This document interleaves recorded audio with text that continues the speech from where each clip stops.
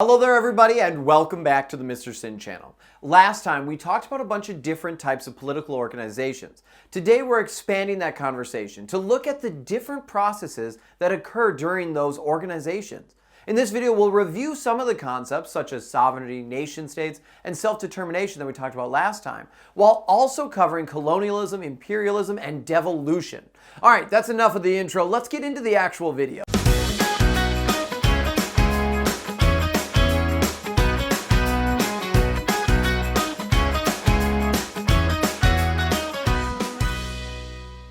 In our last video, we talked about sovereignty, nation states, and self-determination. These concepts come back in 4.2. Let's take a minute and actually review. Let's see how much you remember. In just a second, pause the video, answer the questions on the screen. Once you have them figured out, unpause the video and we'll go over the answers. For question 1, when talking about sovereignty, sovereignty is just the ability and the right to govern yourself. The state takes care of all of its internal and external affairs and has control over its own borders. You need these things to be a sovereign state. For question 2, a nation state is a state that has a relatively homogeneous population. They share the same culture, language, or have a very similar history. For question 3, we're looking at the concept of self-determination and how it impacts the world today. Self-determination is the idea that a nation or an ethnic group has a right to be able to govern themselves. We can see this in the creation of states that we know today, or also in stateless nations like Kurdistan and Palestine, or when we're looking at Tibet and other areas in the world, even Spain with Catalonia.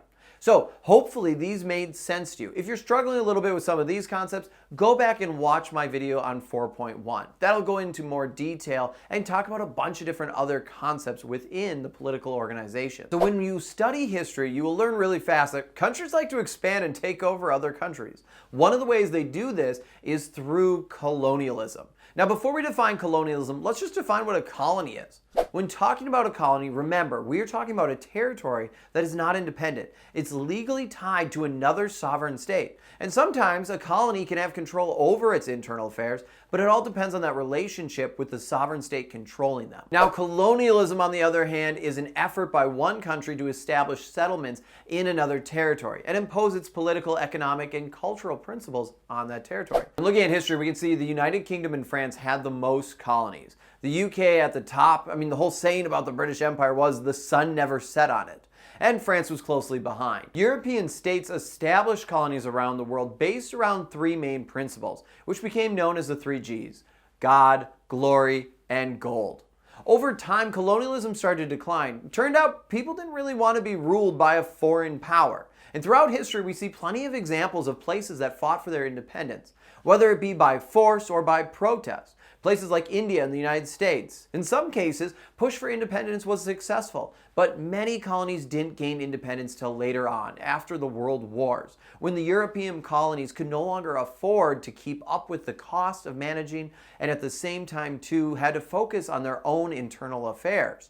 And so we started to see the decline of colonialism. Now, there are a bunch of different reasons why colonies started to decline.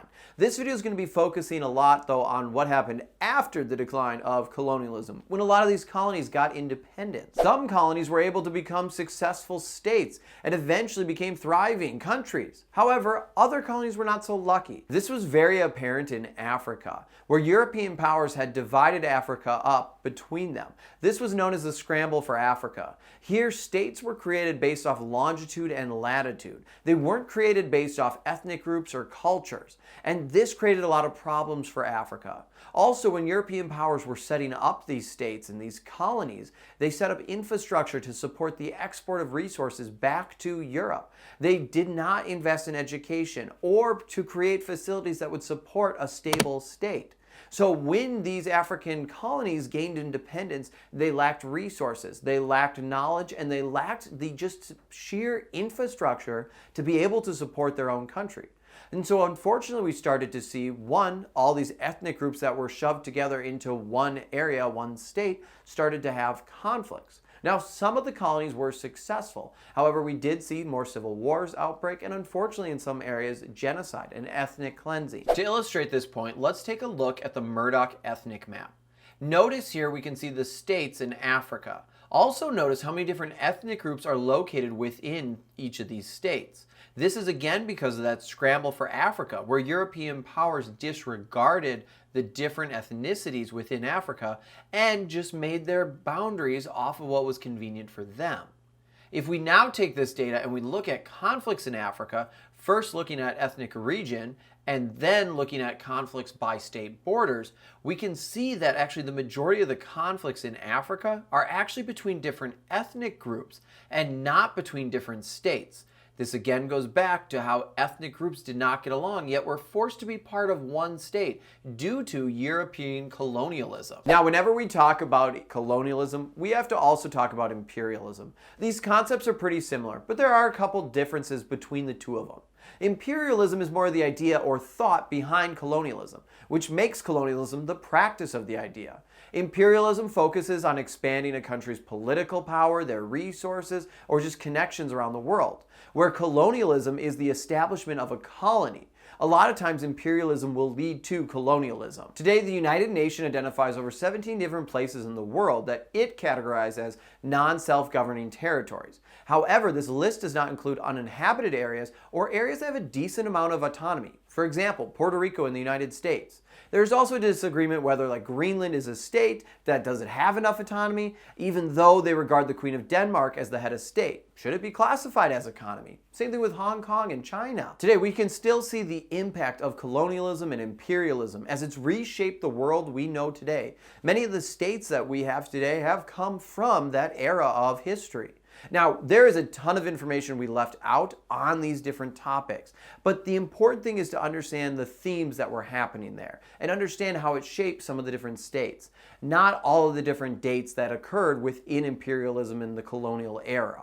Now, we're going to go on to our last topic of the video, which is going to be devolution. Devolution is the movement of power from a central government to a regional government. Now, this can cause balkanization to occur. That is the process by which a state breaks up due to ethnic conflicts within the state. A great example of that would be Yugoslavia.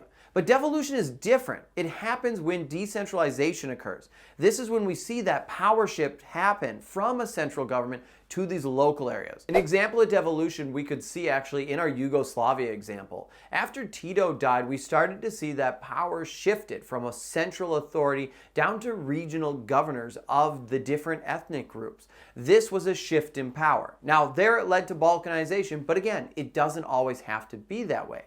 Devolution is just the shifting of power from a central government down to more local areas. And those are the main points that you need to know about 4.2. There's a lot more history and complexities to all these different concepts, but it's just important right now that you understand the main themes. Next time, we'll be talking about 4.3, where we'll look at political power and territories. We'll talk about shatter belt regions, neocolonialism, and also choke points. Also, don't forget to subscribe, like the video, and do those review questions that are on the screen right now. You can find the answers again in the comments below.